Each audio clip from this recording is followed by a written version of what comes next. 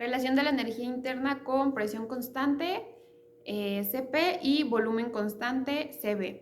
La relación de la energía interna con el volumen y la presión constante se establece en la termodinámica. En un sistema a volumen y presión constante, la variación de la energía interna es igual al calor transferido del sistema, y bajo estas circunstancias el trabajo realizado es nulo, ya que no hay cambio en el volumen para que el gas realice trabajo.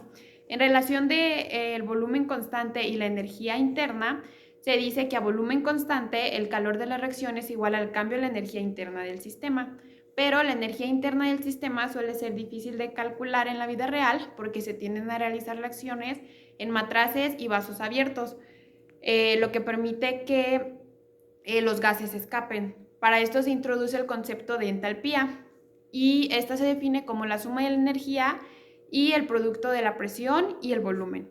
En la presión constante, con su relación con la energía interna, se establece igual a través de la entalpía. Se dice que a presión constante el cambio de la entalpía es igual al calor liberado o absorbido por la reacción.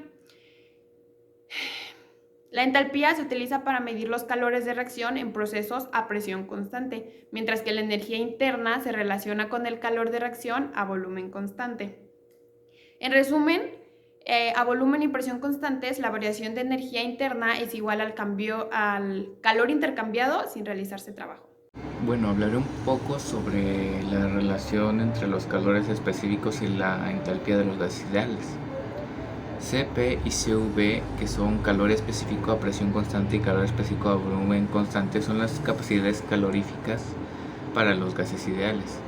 La relación entre el calor específico a presión constante y a volumen constante y la entalpía es dada por la ecuación de entalpía es igual a energía interna más presión por volumen. Para un gas ideal, la energía interna solo depende de la temperatura, por lo que es una función solo del calor específico a volumen constante.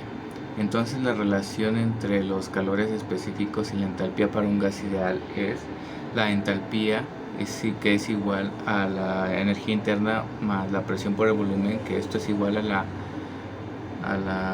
y al calor específico a volumen constante por la temperatura más la presión por el volumen. Como el calor específico a volumen constante es igual a la derivada parcial de la energía interna con respecto a la temperatura a volumen constante, y el calor específico a presión constante es igual a la derivada parcial de la entalpía con respecto a la temperatura a presión constante, se puede expresar como el calor específico a presión constante es igual al calor específico a volumen constante más R, que R es la constante de los gases. Esto se muestra como el calor específico a presión constante está relacionado con el calor específico a volumen constante, y cómo la entalpía está relacionada con el calor específico a presión constante y la constante de los gases. Bueno, cuando los calores específicos aparecen en base molar, debe reemplazarse la constante de los gases por la constante universal de los gases. Llegados a este punto, se introduce otra propiedad del gas ideal conocida como la relación entre calores específicos, que se define como la relación entre calores específicos es igual a el calor específico a presión constante entre el calor específico a volumen constante. Esta relación de los calores específicos varía también con la temperatura, pero su variación es muy pequeña. Bueno, yo les voy a explicar cómo es la relación de un calor específico a una presión constante y un calor específico a un volumen constante con la entalpía para sólidos y líquidos, la cual se expresa con la siguiente ecuación, que es H es igual a U más P por B, que H es igual a la entalpía, U es la energía interna, P es la presión y B es el volumen. Tanto para un sólido como para un líquido, los cambios de volumen son mínimos, así que la presión por el volumen es despreciable a comparación de lo que es la energía interna. Entonces, con lo explicado anteriormente, se puede decir que para los sólidos y los líquidos, lo que es la diferencia entre la entalpía y la energía interna es aproximadamente igual a 0. Dado que el calor específico a una presión constante se relaciona con lo que es la entalpía el calor específico a un volumen constante y lo que es a la energía interna, la relación entre el calor específico a una presión constante y el calor específico a un volumen constante para sólidos y líquidos se expresa o se simplifica a que el calor específico a una presión constante es aproximadamente igual a lo que es el calor específico a un volumen constante. Para resumir un poquito más esto, podemos decir que tanto para sólidos como líquidos, el calor específico a un volumen constante y el calor específico a una presión constante son aproximadamente iguales, ya que los cambios de volumen son mínimos y la entalpía y la energía interna son prácticamente iguales. Bien, ahora pasaremos a explicar lo que es el trabajo de flujo. El trabajo de flujo se define como el trabajo producido por un fluido cuando está en movimiento y este llega a tener contacto con el entorno. Un ejemplo muy simple de la vida cotidiana, en una manera industrial, por ejemplo, sería cuando tenemos una turbina de vapor. El vapor va a generar trabajo que no es nada más que fuerza y esta fuerza va a hacer que la turbina se mueva.